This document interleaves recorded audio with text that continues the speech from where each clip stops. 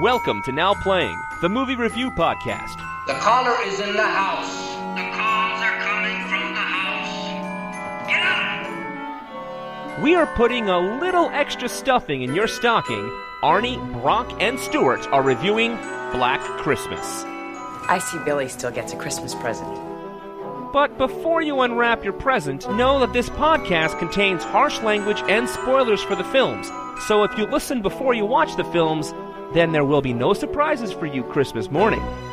Merry Christmas, motherfucker! Today we're talking about Black Christmas, the 2006 remake, starring Katie Cassidy, Michelle Trachtenberg, Mary Elizabeth Winstead, Oliver Hudson, Lacey Chabert, Kristen Cloak, and Andrea Martin, directed by Glenn Morgan. This is Brock, co-host of Now Playing. Stuart in L.A. Billy, it's me, Arnie. I got some Christmas cookies. The sad part is you knew a Billy growing up, and I knew him too, and he was capable of some of the things we saw in this movie. But he didn't have yellow skin. He did not. As far as I know, his liver worked perfectly It could fine. have been jaundice for all we know. So we are back again with a special podcast celebrating the holiday. Celebrating us getting nominated for a podcast award. Let's get this right. We're supposed to be on holiday. Very little do with Santa or anything. It's really about us and getting awards. And I just want to thank all the little people that made it All possible. the people who voted and got us nominated. But yeah, we actually want to win this thing. So we decided to cancel our holiday vacation and instead watch 2 slasher films because we know that's what our listeners want. And when I agreed to do Black Christmas, I didn't sign on for a remake too, but once we found out there was a remake, I was like, we should do it. And now we have 2 for the price of 1, folks. And we're just hoping that you will take this gift and vote for us to win the podcast awards, and we would be grateful for that. And Hey, it was either this or Hulk Hogan's Santa with muscles. And I think we got more laughs out of this one. What do you think, guys? Hey, I was pushing for Last Airbender. That's true. We could have done the Airbender too. And may still. I'm pushing for a Shyamalan series. But yes, just a reminder right up the top, you can vote every day until December 15th. Every single day, your parents can vote every day till December 15th. Your children can, from a different computer than where you voted, vote every day. your dog can vote every day, Well, no, the dog can't because he doesn't probably have his own computer at doggy school. but he might have his own email. They do in L.A. I'm sorry. Yeah. They'll drive better cars than I do. But you can vote every day, and please get out the vote because we're here. We're watching 2006's Black Christmas? Really? A movie I was planning to live my whole life and never seeing. And I actually wanted to see this because I'm a Michelle Trachtenberg fan from her days on Buffy, and because of my wife, I've seen that ice skating movie at least 6 times.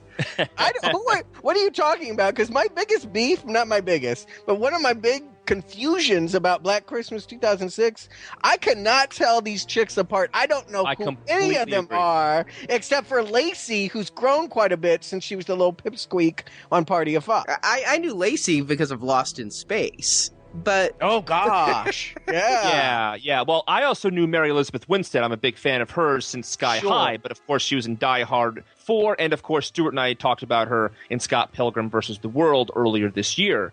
She was great. That was my introduction to her, and I did like her in that movie. This movie, I don't know that I noticed.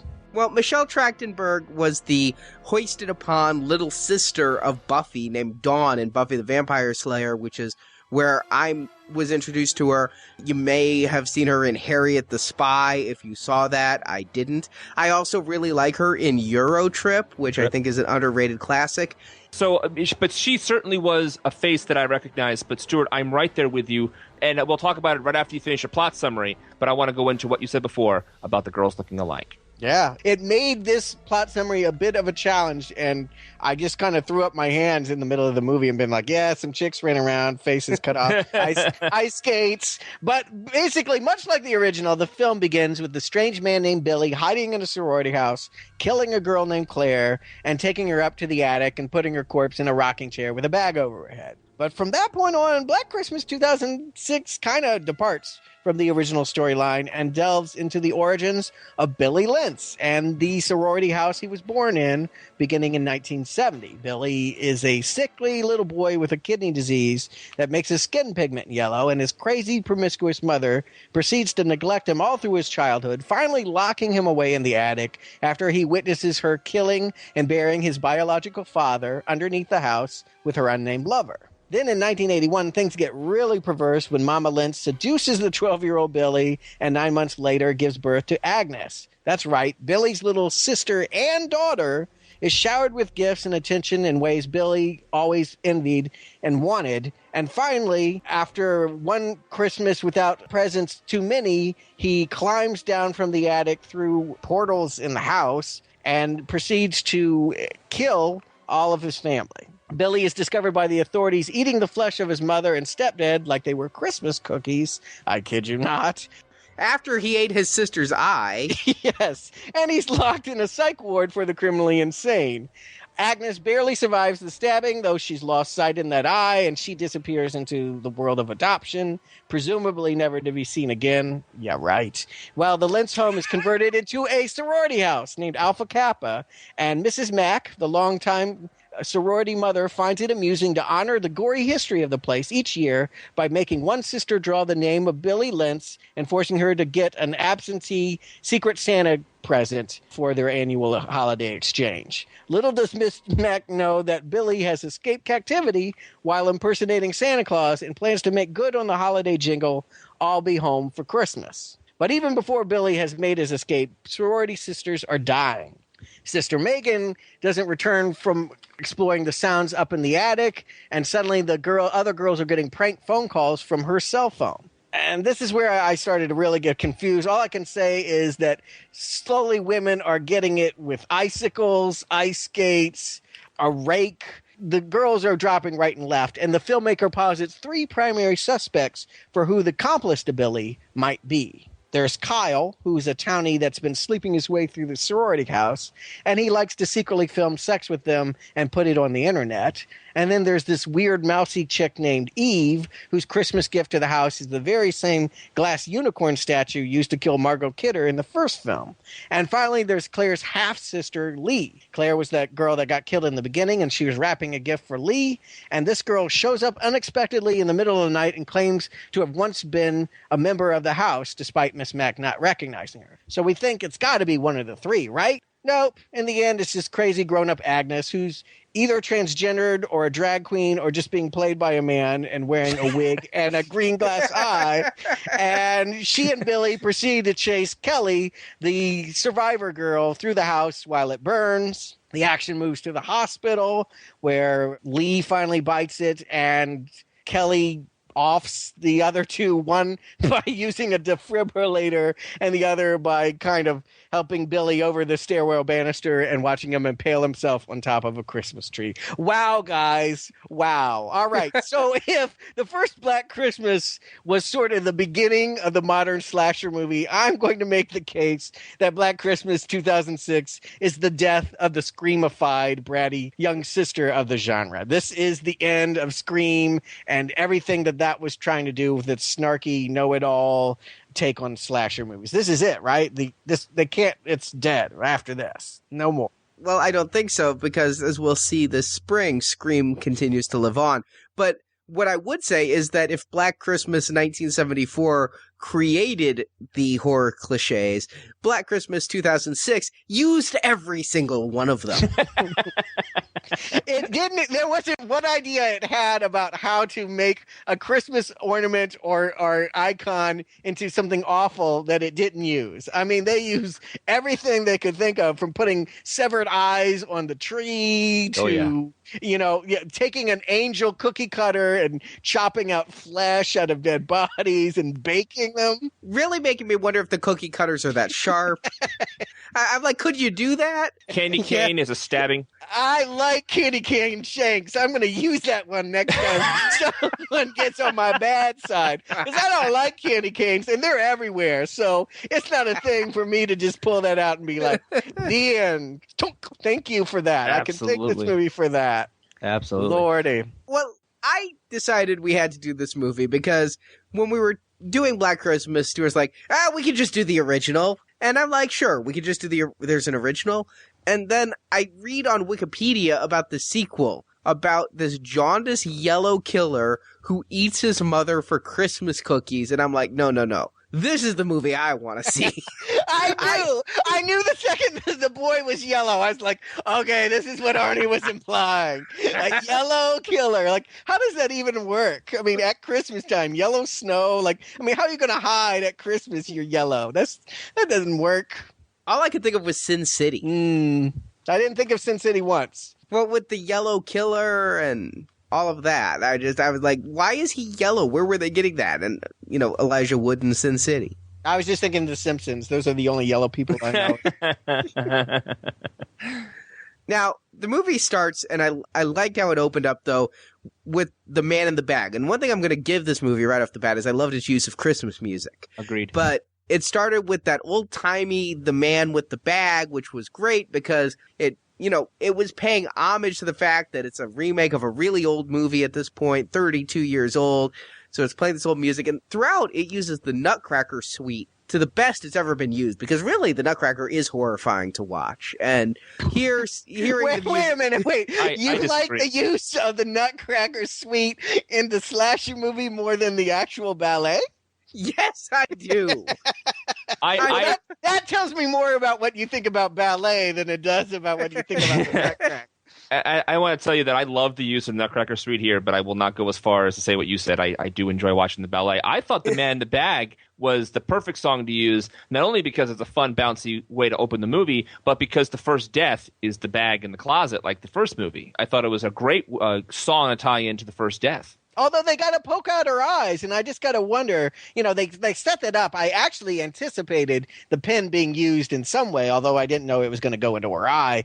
Was the whole eye thing was that like a play to Bob Clark's Christmas Story and you'll poke your eye out? That's all I could think of. Or you shoot your eye out, that was the big thing. He wanted the BB gun and he was afraid it was going to blind him, or rather all the guardians thought that he would shoot his eye out if he used it.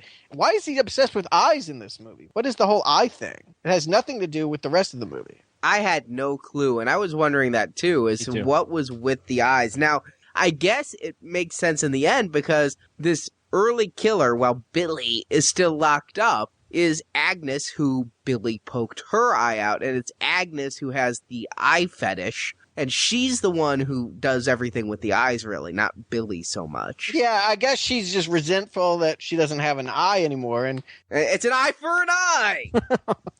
And they really hit it home, though, later in the movie when the family murder happens.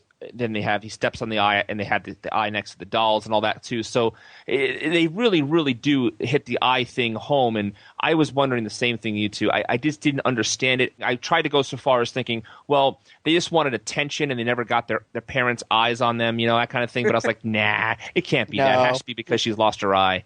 But this begs the other question, which, okay, we had some level of debate last movie about was there two killers, and everyone pretty much suspected that there was one who was crazy. Did you guys think there was going to be two? I absolutely did after we saw the backstory. When the movie first began, I thought it was just going to be Billy as last time. And now the movie spills its beans way early that it's a different movie because we get that scene early on in the psych ward where we see Billy. And so we know there's a Billy and he's yellow and he's the killer. I mean, it tells us right off the bat. So it's the opposite of the last movie. Before we knew nothing about the killer other than he was called Billy. This one, we're getting way too much. We're watching the mom drop Tro and proceed to fuck him in a rocking chair. I mean, it's world's worst titty shot. Yeah.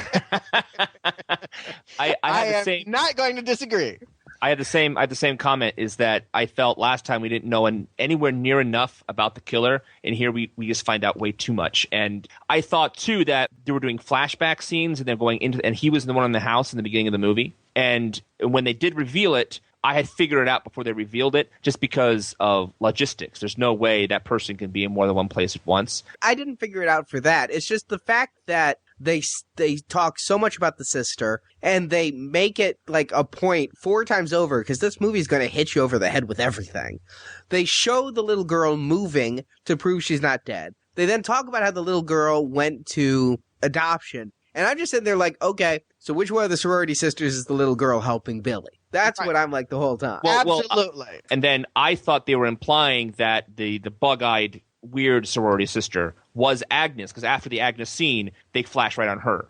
Oh, of course, but she was total red herring, I thought. It was too obvious because she had the thick glasses and everything. It was screaming eye problem. Yeah. I really thought the person who was doing it was Melissa, Michelle Trachtenberg character. I thought she was Agnes. I really thought, the other two were two big red herrings. I figured it would be Michelle Trachtenberg because she was on Buffy. We wouldn't suspect it. Is she the one that got the ice skate in the face? In the back of the head. Yeah. So when she died, I was really perplexed. So it was either going to be her or Lee, because Lee is this woman that claims to have been in the house before, but the house mother doesn't remember her, and she just shows up. But Lee was too old. I think. I thought she was way outside the age range for that daughter. Given that this movie is so helpful as to give us actual calendar years for everything, Lee, I thought, was just a bit too old. If it was 1981 that she was born, I can believe that woman was... Well, no, maybe not. No, I took her in her 30s. And yeah, clearly. If not older, so I felt she was too old. But I also thought she's kind of a weird-looking woman, that Kristen Cloak. I don't know her from anything, but she had kind of a weird Margot Kidder vibe to her, really. And I'm talking a later-day Margot Kidder. So I thought the mother in the flashback scenes was, at first, I thought that was Margot Kidder, and then as the scenes went on, I realized it wasn't her. Wouldn't that have been awesome if they had done that?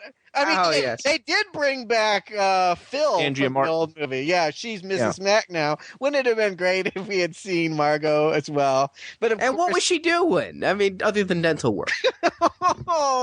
I don't like it when you make fun of Margot Kidder. Aren't you just waiting for that Superman retrospective?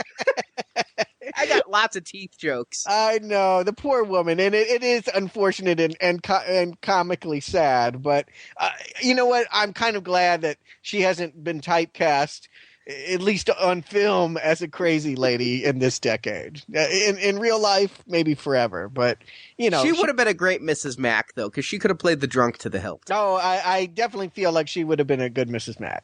But, yeah, I thought for sure that there were two people. I didn't even put two and two together that it wasn't Billy in the house or the timeline of when he broke out. I just was thinking that it was, again, a whodunit, or who's helping do it in this case. Now, one thing I noticed right away in this movie was that it overcorrected. You know how sometimes you're driving and you go a little to the left, and so you fix it so now you're going too far to the right? Mm-hmm. That's this movie, because how many deaths did this movie have? 17.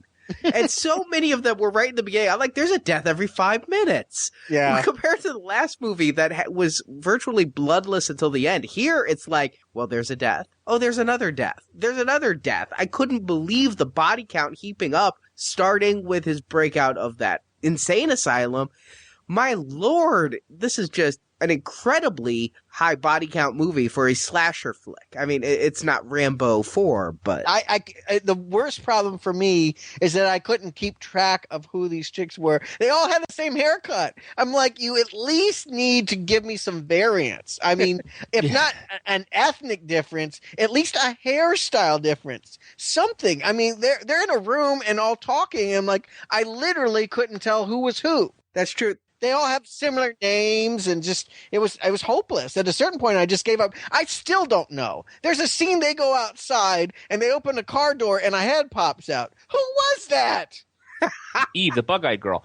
But I had the same problem. No, because her head's on top of the tree. No, her head popped out of the car, and then later was on the tree. He put the head on top of the tree. Came home at the end of the movie. All the bodies are in the attic. So my problem was the two blonde girls. The blonde girl in the beginning of the movie, we have one blonde girl looking at a girl having sex on the internet would look like her, and then the other blonde girl was her, and I'm like, wait a minute. Who was on the tape? Tell me who was on that tape. It was the blonde girl, Megan, apparently, but why we see in Megan's room, then why was Megan watching herself on the internet? It was all so confusing. I honestly thought she was editing the video. Like, she was making sex tapes and she was in post-production of her sex tape because she's on the computer, she's clicking the mouse. I thought she was in Final Cut Pro. Yeah, I just didn't get it, and so I agree with you. All the names sounded the same. All the girls kind of looked the same, the blondes and the brunettes. And the only reason I could keep some of them different was because I recognized them for other projects they had been in. But since I'm not familiar with either of the blonde girls,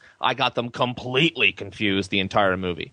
And what's funny is I know Lacey Chabert from Lost in Space and a couple other things, and I didn't recognize that as her until I'm like, all right, who's the brunette going under the house now? Wait, that's Lacey. Oh, she's dead. The only way that this actually works in its favor is I can honestly say, and you guys have said this about other horror movies, but I never have. But here I can say it. I had no idea who was going to be the final girl and live out of this movie. I had no idea who we were supposed to be rooting for because they were all the same girl to me. I agree. Again, I thought it was Michelle Trachtenberg, Lacey Chabert, because those are the two I'd heard of. Yeah. Mm-hmm. I do want to give props to one of them. I really enjoyed the performance, and I think that so many times when people do this kind of performance, it's not appreciated enough. It's very hard to do what she did. Is the drunk girl, the one who had to throw up, the one who was just mean and bitchy and basically played the Margot Kidder role pretty much. I thought she did a really great job. I liked her a lot.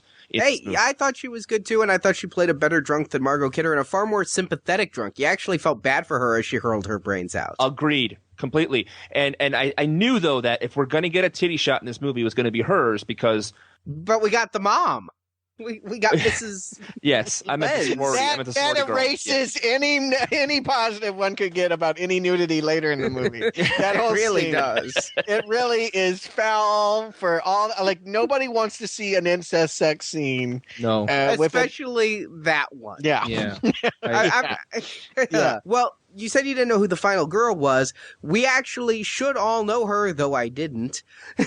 The final girl was played by Katie Cassidy, who was Chris on A Nightmare on Elm Street, who we all said we liked in A Nightmare on Elm Street. Oh. Who? The remake. Chris, the blonde. Did I like her in The Nightmare on Elm Street? Yeah, I think you did. I'll be honest, at this point, 8 months later, I don't even remember who that is. Is she related to David Cassidy? Yes, that's right. That's what it is. She's David Cassidy's spawn. Yes. However, where I've seen most of these people before is in Final Destination, pretty much Final Destination 3, because the director and producer of the Black Christmas remake are known for their Final Destination films. A movie that is well regarded for its loving characters and distinct personalities. Yeah, I saw one of those, and it's all about, hell, you don't even know who Death is in those movies. Yeah, he's all about impersonal. Yeah, this guy, Glenn Morgan, the only other movie he's directed prior to this was that remake of Willard, the rat movie. Which wasn't very good either. No, it takes a lot to ruin a rat movie with one of my favorites. Crispin Glover. Yes, Crispin Glover, yes. I love him. I saw that movie because of him. Yeah, well. And R. Lee Ermey. Oh. But Glenn Morgan, I gotta say, yeah, is not a Bob Clark. He is not taking the minimal gifts that he's been giving and spinning it into anything new. This is someone who is really just trying to grab at anything that'll fit. I really felt like there was a food processor quality to these kills and motives, and that it was just anything goes. I mean, why was Agnes and Billy in the same house at the same time? That I don't know. Anything in the sorority house kind of did lose me because I, too, was a little confused on who was who. But what I absolutely loved were all the flashback sequences. They were grotesque, they were repugnant, but yet they almost had this Christmas fable, like I'm watching Scrooge, because it's a flashback to an earlier time and they're playing Nutcracker Suite. And that I got as almost a parody, because every time they're going back and showing the dirty drunk mother and saying Santa's dead, he crashed his sleigh. You know, it's like I loved the atmosphere of those early scenes. I can't say I loved it. I'm having a flashbacks to Texas Chainsaw 4 where you were saying how much you loved the Rubes, and I was just appalled. I didn't like. I think I have a problem with the stereotypical inbred as it's presented in horror movies, and this is.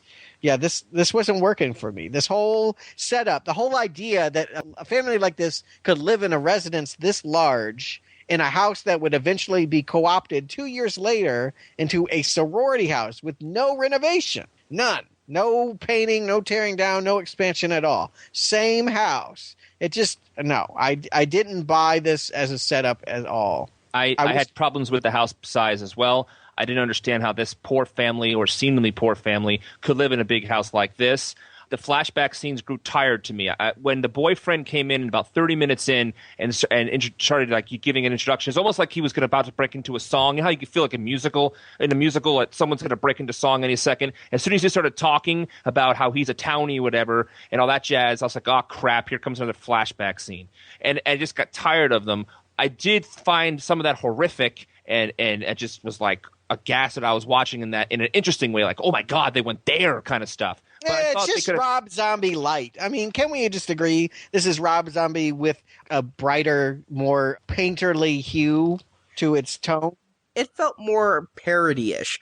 But yeah, I was also just aghast, and it was just so repugnant to see that incest scene, and just, so graphic. Talking about losing you early, like, I checked out at that point. Like, not that they couldn't imply that Agnes was the product of that, but they really, really had to have the scene. They really had to watch her, like, drop the nightie. Ugh, yuck. But yet, I'm kind of glad they didn't try to make it sexy in any way. Yeah. I mean, they just made it as gross and dirty as it could be. and Rob Zombie probably would have had a couple of close-ups of the mother while she was rocking back and forth to them, and then cut back to something else, and cut back to the mother, and cut back to something else. Here, you got the point, and he moved on. As repugnant as what we saw was, he didn't linger there too long. And other parts as well, when he was beating with the rolling pin behind the counter, I was thinking Rob Zombie as well. It crossed my mind, but I was thinking, okay, Rob Zombie would show us the face of the guy getting killed in the ground a couple of times, then a swinging of the bat, and see the face again. This guy just, at that point, kept it behind the counter, and we got the point. You know, it was enough for me to go, oh my fucking God, that's gross. Yeah. And move on. Exactly. I agree. Question for you. Young Agnes is a girl, right? Yes. Yeah. And honestly, did they put makeup on the girl? Because they looked like they found a human garbage pail kid to play young Agnes. Well, this is what I'm asking, because later it's clearly a guy. So I'm wondering, was that just a casting choice, or were we to understand that she had an incest child that was a boy that she called a girl? Oh, I didn't even think of that. I didn't either. I just thought it was a really manly woman, like my grandmother. No, like, yeah, but you see my point. Like, maybe it was like, I want a little girl. I will just have to make this thing into a little girl, and thus why it grows up to be so angry. Here's what's really funny is I can't find out who played the adult Agnes. Right. It's not listed on IMDb or the credits or Wiki or anything. Well, maybe she wasn't played by anybody, Arnie. Maybe she actually exists. No, they had the name Dean Frizz as the name listed on it. Oh. Oh, no, that's Agnes. Age 16 and 22. I didn't realize 22. Yep. Dean Frizz was also works in the electrical department. And he's a camera person. Hopefully not with any defibrillators, considering how that turns out for him. Can I just say, the moment that Kelly decides that she can beat Agnes by warming up the pads and frying her face, I didn't stop laughing. I'm like, that's poor. That was a poor choice. And this whole movie has that attitude. We're in a hospital. Well, what can we do? Let's use the defibrillator because it's lying here. We'll put someone's severed head on top of a Christmas tree. We'll just, I felt like this was a laundry list of misdeeds you could do with Christmas things. And that's all fine and well. I'm not offended. Like I said last podcast, I kind of like a little darkness with my holidays, but it didn't cohere at all. I did not get the portrait of a killer or killers in this. It made no sense. Why would Agnes and Billy be killing sorority girls? Why wouldn't they be killing each other? Yeah, why were they partners in crime after Billy ate her eye? And what was with his thing with eating eyes? We already talked about why the movie did eyes, but I never understood his thing with eyes other than, is it like an Oedipal thing? He had sex with his mother, so he's eating other people's eyes? Well, and he did like the Christmas cookies. It comes once a year. I guess it's just like a tradition. Some people have, Eggnog. turkeys, eggnog. You know, this guy, you throw in a little sclera and iris. Yeah. I couldn't figure out why the brother and sister, father, daughter, Chinatown again, why they were working together either. I got that they came home for Christmas. And we're talking about how this movie takes a lot of Christmas iconography and does stuff with it. I thought he comes home for Christmas is why they both came home to the sorority house and killed the girls there. That's all I took it for because of everything else in the movie with Christmas. And that would work fine if you establish the sister as already being in the house. But this sister wasn't, right? I mean... The sister was in the house. Was she just living in the walls? The whole time? I don't know when she got there because I thought they were flashing back that besides the flashbacks to Billy's childhood, I thought the breakout of this insane asylum was also a flashback until I figured out there's two people in the house.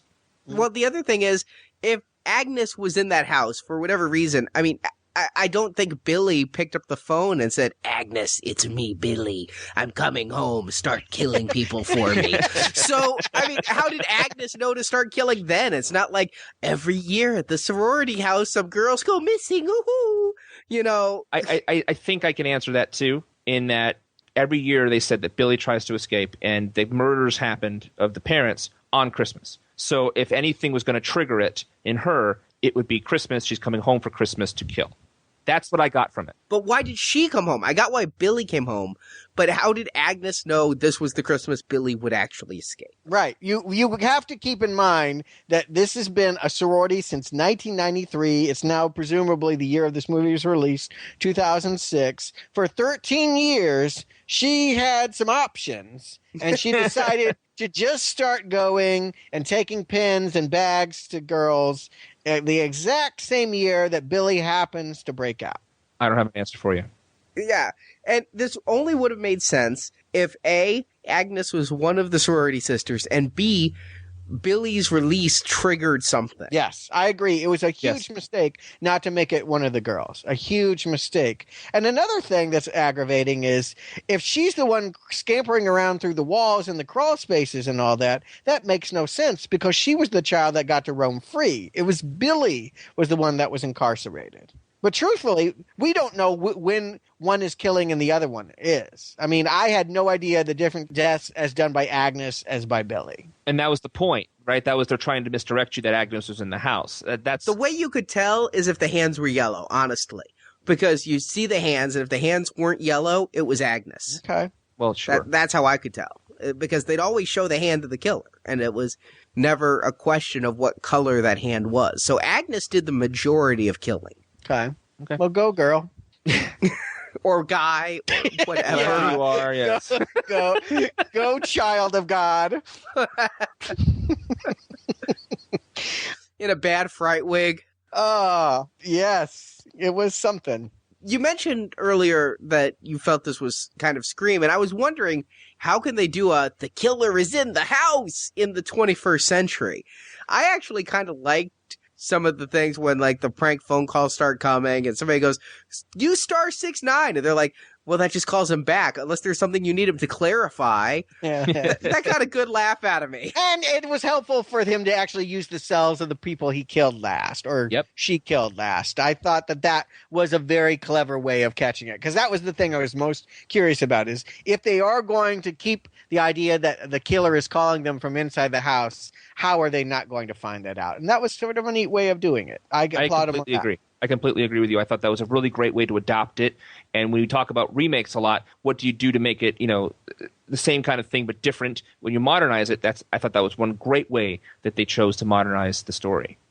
They would fool me every now and then. There's, Lacey goes outside and there's giant icicles hanging from the eaves. And of course you think, well, this is how she's going to get it. But they save that one. They wait and they give that to Mrs. Mack. I thought that was a nice surprise that she got it under the house rather than right there in the moment with the icicle. There was a little bit of delay response, but I can honestly say most of the time it was pretty predictable where this thing was headed. Mrs. Mack's death was my favorite of the movie. Those 2 deaths in the car, and the car just kind of explodes blood where it just is everywhere at once, and then Miss Mack gets it. I think that ranks as my favorite kill of the whole movie. My favorite one was the car as well, because I loved how it was done and how it was a burst of blood. I felt ripped off by Mrs. Mack's because I thought it was a mistake. I didn't see it was a murder. I thought she just died because of a faulty, being in the wrong place at the wrong time with an icicle falling through her head. You thought that was a murder? Did someone throw the icicle at her? Did someone shake it? I thought she knocked herself into the whatever that was, and it fell on her. I didn't see it as a murder. Well, these are the Final Destination people, so they love setting up these booby traps. There you go. I think you're right. I think that was a holdover from, they had a very special Christmas edition of Final Destination they wanted to do. And they just stuck it in here. Because, Brock, you probably haven't seen Final Destination, but they love doing these lingering shots, and you think this is what's going to kill somebody, and then it doesn't. Yeah. And you think that's what's going to kill somebody, and then it doesn't, and then it is. I saw the first Final Destination, just for the record, and I don't remember. Okay. So, okay. I felt ripped off by that death, but I liked Andrea Martin. So. Well, I meant the whole overall thing. Yeah, the car was really what put it over the top. I can't remember who was in the car, but she exploded like a water balloon. Mary Elizabeth. Yeah, Mary Elizabeth. Yeah. We talked before about how we don't know which girl was which. I saw Michelle Trachtenberg get the ice skate in the back of the head, but at the end of the movie, I'm like, wait a minute. Did Michelle Trachtenberg survive? I don't remember her getting killed. I had to rewind and watch the movie because I forgot she was the one who got the ice skate in the back of the head. And I thought that was a cut scene. I was wondering, hey, I wonder if her death was cut for time. That's how convinced I was she didn't die after I just watched her die 20 minutes earlier. Yeah, I guess that the makers of this film have seen Disney's Ice Princess and decided that's how Michelle Trachtenberg needed to go. That's right. It's like, no sequel for you. We don't want to watch that anymore. Our daughters watch it too much. I mean, why else would you give her an ice skate to the head? I mean, Michelle Trachtenberg. Yeah, and all the deaths, I've got to say, you're citing them as you enjoy them, but, I didn't. Any of them. Not a single one. I felt like all of them were comical, but not in a good way. Like, overly broad, a candy cane, an ice skate. You mentioned Final Destination, and now I get it. It's like, oh, of course. That's the whole joke of that series, is it's outlandish. It's like these innocent household items, when stacked together in a Rube Goldberg, become this mechanization of death. And I guess that's what they were going for here, but I don't know. That's not... You won't catch me on the Final Destination series. That's all I got to say. So you didn't enjoy this, even though this movie's full of cliches and full of outlandish deaths and all those kind of things, you couldn't find any enjoyment of how this movie was done at all? I think I just cited that I like the cell phone bit. Okay. Fine. But no, I mean, by and large, I can honestly say I didn't enjoy much at all with this movie, and it pales compared to the original. I got to say, did you guys think... Because there certainly was an opportunity for just a second in the beginning that this was going to be a sequel and not a remake. Because when we found out that there was going to be about Billy and all of that, and that there had been murders in the house before, Mrs. Mack is talking about Billy and he used to be here and people died. I thought for sure they were going to tie it back to Olivia Hussey and Margot Kidder and all of that. And I thought, how cool would that have been if they had played it that way instead of this outlandish Rubes living in the sorority house melodrama. I thought that they might have, honestly. Another whole thing, even though we'd already agreed to watch this movie before I watched the original, I just dove into this remake going, they got to tell me something about Billy and Agnes this time. God damn it. I'm going to find something out, whether it's a remake with a better ending or whether they do this is later, but it references back. I wasn't sure, but I kind of felt going in it was going to be a straight remake. So I didn't expect much in the way of that. And no, I almost wish they'd done a little bit more of it. More of a remake or more of a sequel? More of callbacks to the original, okay. Well, they have them, but in a sly, screamy way. I mean, like they do the thing that they did in the original movie. In the original, Olivia Hussey is watching some carolers. At the same time, Margot Kidder is getting it upstairs, and she can't hear them because of the Christmas songs. Here, it's happening in the hospital, and the carolers are at the nurse station while what's her name, the chick that lives, I don't even care, is pressing the emergency call button. But I felt like anytime they were doing it, it wasn't as good as the original. I was like, oh yeah, I remember that too. I mean, I did kind of laugh when they brought out the unicorn statue again, but they didn't use it. I thought they used or tried to use the unicorn as a stabbing weapon upstairs in the attic at the end. No, they did. The drunk girl got it in the eye. So I guess when I said they didn't use it, I mean they didn't do anything new with it. Oh. But I did like that Billy ended up being a tree topper. Yeah, I hated it. I hated that. I thought the movie should have ended in the house with the fire. I when they went to Dakota in the hospital, I was like, oh, okay, they're going now into Halloween 2 territory. And while I love the impaling at the end of the Christmas tree because of all the other stuff they did with Christmas trees and Christmas imagery and Christmas symbols in the movie, I kind of liked that they used the Christmas tree topper as a death there. I kind of thought that was. We talked about satire before in other podcasts with horror movies. I thought that was did a good job of using the icon of the Christmas season better than earlier in the attic with putting eyeballs in the tree. I thought impaling him on a star was a better choice. It's better than getting a defibrillator in the face and melting. I'll give you that. Okay. I don't know. It's almost a little too on the nose, I think is the expression. Yes. Yeah, it's satire by way of like Looney Tunes instead of anything clever. So now you said it should have ended earlier. I did read on Wikipedia that for some reason in the UK the film ends after Agnes dies and Billy is left his fate unknown.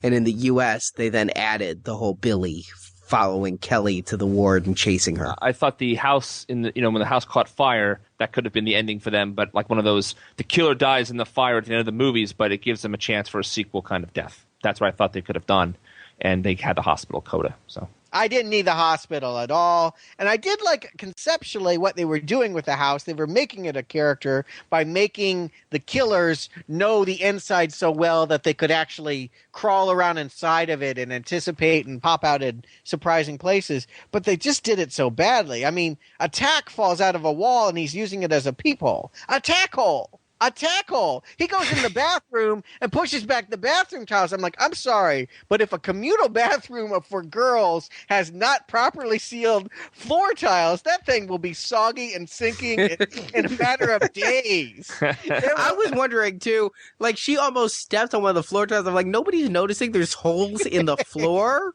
I mean, really? I mean, I know that would probably fly in a frat house, but in the sorority, no way.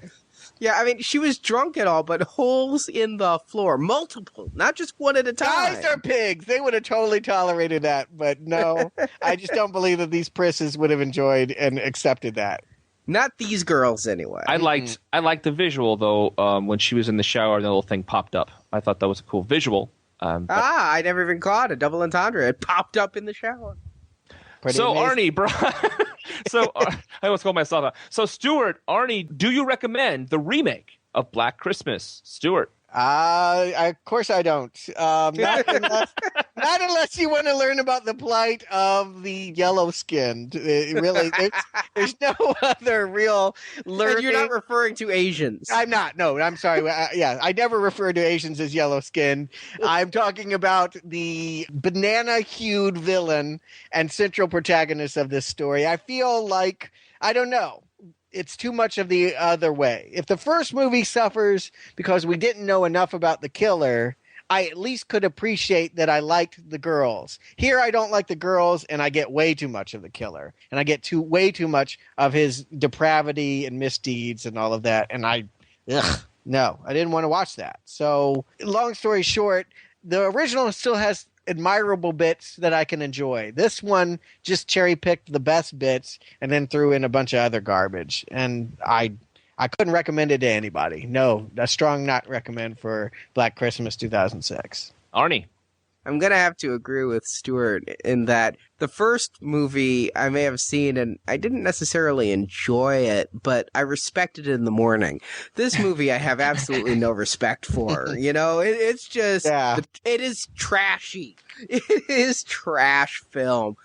It's got its comedic moments. When I said I enjoyed something, it means it got a laugh out of me. This movie's not in any way scary. The first movie actually succeeded in being somewhat unsettling with the phone calls and everything. This movie had none of it. It had a few laughs, but certainly not enough to recommend. This will go down on my list as something I may watch again as a guilty pleasure, and so bad I'm somewhat enjoying it. I mean, it's ridiculous. A yellow-skinned banana boy is eating his mother for Christmas cookies. You know, it's unbelievably bad. It's on the level of Halloween 3 and Friday the 13th Part 8. But I watch those films again and again. I'll probably watch this one again and again, but I don't recommend you do, listener. I have to agree. I can't recommend this movie, but I had some fun with it. I did enjoy the cheesiness of it. I did enjoy some of the kills. I did enjoy some of the acting. I saw some bright spots. I had more fun with this movie than I did the first one. I kind of liked a lot of the slasher elements. The problem I had with it was there's too much backstory. I wasn't bored like I was the first time, but with too much backstory, and then by the time I got to the end, I didn't really care, and this and that. So, yes, for all the parts that I did enjoy and I had a better time with it, I don't recommend it, but I do see it as a guilty pleasure. And I did kind of enjoy how bad it was. But it wasn't like Star Trek V, you know, like in the first half of Star Trek V when you really enjoyed how bad it was and you couldn't believe what you were watching and you had to keep watching it to see how bad it gets, like Flash Gordon, you know? But it is not that. So I'm not recommending it, but you know, it has its moments. And it really does have the hallmarks of the early Final Destination films. You know, if you like Final Destination 3, you're probably going to find something here to enjoy, even though it doesn't have the weird Rube Goldberg devices. But it's got a lot of those hallmarks coming back. And so use that as your barometer. If you've seen Final Destination and you didn't walk away going, well, that was a pile of shit, I wish I could forget. Which I did. Then you might want to watch this. And I'm a fan of the Final Destination series. So, Yeah. So let me see if I can clarify these recommends. I'm strongly not recommend on both Final Destination and this. And you guys, as pseudo Final Destination bad movie guilty pleasure lovers, found a little but not enough to enjoy this. Yep. Yeah, I'm right there. It's not a strong not recommend, but it's not like I'm not on the teetering towards liking it to the point of recommendation.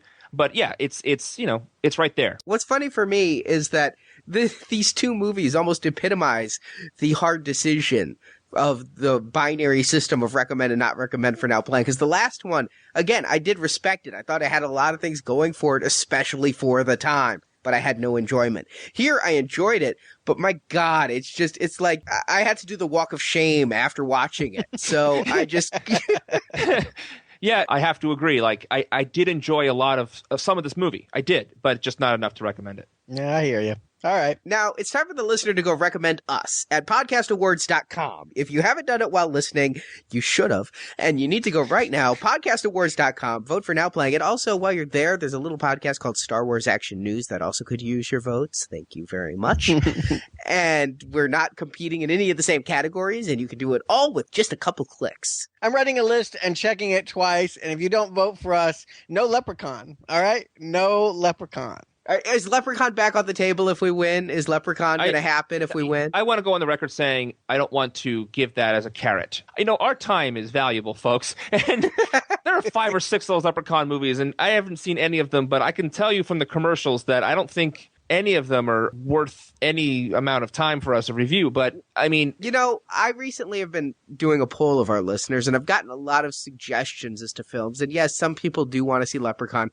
Other people want us to do more, you know, things like Psycho or Jaws or Hannibal Lecter.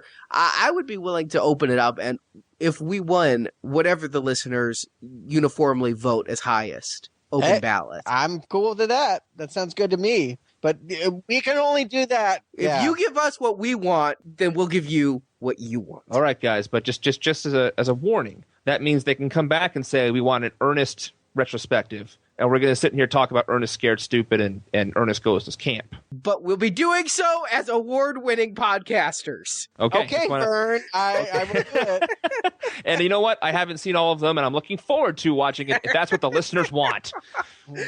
I trust our listeners not to torture us. I agree. I don't foresee any Police Academy retrospectives in our future. Although one person did ask where it was because Brock made that joke. Yes, well, It's right there with Leprechaun in the alternate reality where we do it. Yes. Yeah.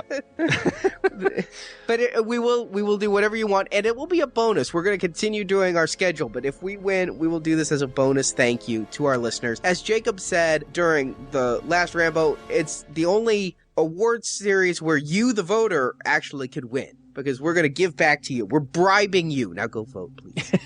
I like how you just call it out. That's just really good. Because that's exactly what we're doing. I mean, we're already, wetting the plate, right? We sat through Black Christmas, the sequel with the yellow villain. I'm getting hungry again, guys. I'm out of Raisinets. Oh, yes, there's also a donate button on the homepage. I'm starting to look at my mother and think about Christmas cookies, so...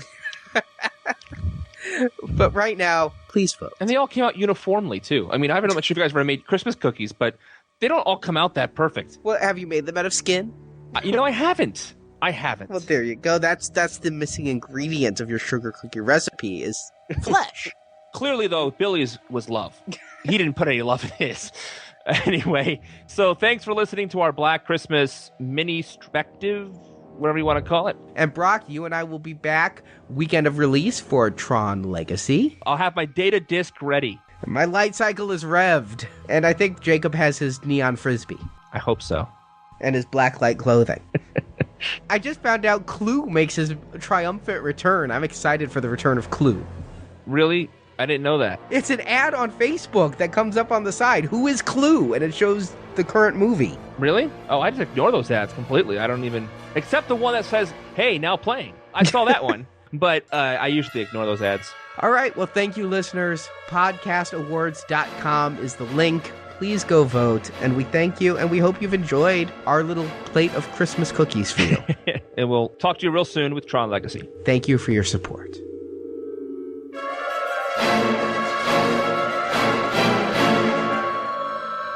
Major point. I just called the police. They'll be here any second. If you leave now, you can save yourself. Thank you for listening to this Now Playing Podcast movie review. Put the Christmas music back on. We hope you've enjoyed the show. You just want to feel at home, especially on Christmas. If you enjoyed this show, please tell others. You can help us out by leaving us a 5-star review on Stitcher, Podbean, iTunes, or your other podcast store of choice. Peter, you're not going to tell me what I can and cannot do. Want to hear more reviews like this one? You can find hundreds of other movie reviews at our website, nowplayingpodcast.com. Listen, you pervert, why don't you go over to Lamp of Kai? They could use a little of this. In our archives, listen to our hosts discuss horror, sci-fi, action, and more. He's probably listening to us right now. Come back each week for another new show. Could you give me the number? Yeah, sure. It's, Fellatio 20880. Now Playing relies on listener support to keep operating. You're all, like, my family now. Details can be found by clicking the banner at the top of our website, nowplayingpodcast.com. Could you just give it to me one time?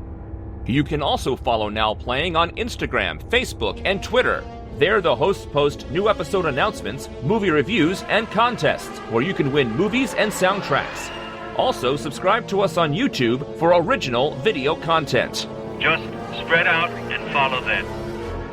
Now Playing is edited by Arnie. That sucks. Everyone should be home for Christmas. Now Playing credits read by Brock. That fucking voice, that was the fucking devil, okay? The opinions expressed on Now Playing are those of the individual hosts and may not reflect the opinion of Venganza Media Incorporated. I really don't think you should provoke somebody like that, Barb. Venganza Media Incorporated is not affiliated with, and this podcast has not been prepared, approved, or licensed by any entity that created the film analyzed herein. Agnes, don't you tell what we did, Agnes. All movie clips and music included in this podcast are the intellectual property of their respective copyright holders. They are included here for the purpose of review, and no infringement is intended. So he went down to the police station with Phil and Bob. What happened? They didn't take it seriously. Why? I don't know. Now Playing Podcast is an exclusive trademark of and may not be used without the expressed written permission of Venganza Media Incorporated. I will bring you to your knees. You beg for mercy? Now Playing is a Venganza Media production, copyright 2010, and no part of this show may be reproduced, repurposed, or redistributed without the written permission of Venganza Media Incorporated. All rights reserved. Fuck Christmas. Fuck it.